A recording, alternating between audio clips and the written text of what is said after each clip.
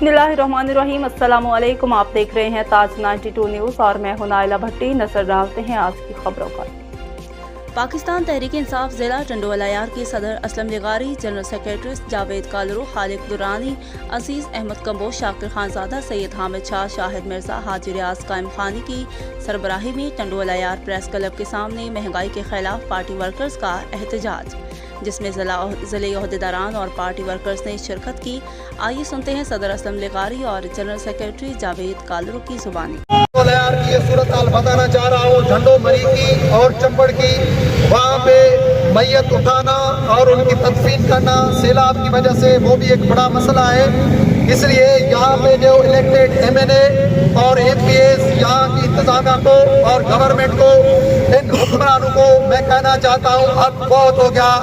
हुक्मरानों, शर्म करो, अपना उल्लू सीधा करो। इन लोगों के साथ आप इंतकाम न लो।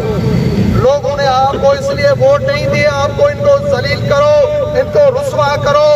राशन के कट्टे के लिए मेरी माएँ, मेरी बहनें ATM में देखो उनकी तजलील हो रही है। खुदा की कसम, तुम इनकी तजलील के जिम्मेदार तुम हो। उस दिन से डरो जब मेरी माएँ, मेरी बहनों का पाकिस्तान तहरीक इंसाफ की तरफ से पूरे मुल्क में एहतजाज की कॉल दी जाती है कि महंगाई के खिलाफ आम आवाम इस बात को लाजमी अपने जहनों में रख कर लें कि यही पार्टी है, वफाकी पार्टी की नुमाइंदगी पाकिस्तान तहरीक इंसाफ ही कर सकती है, जो चारों सूबों में जन्म ले चुकी है, और यही आम गरीब आवाम की आवाज़ बन सकती है यही पार्टी। और हमारे एहतजाज करने का जो मेन मकसद ये है कि जो ये इम्पोर्टेड गवर्नमेंट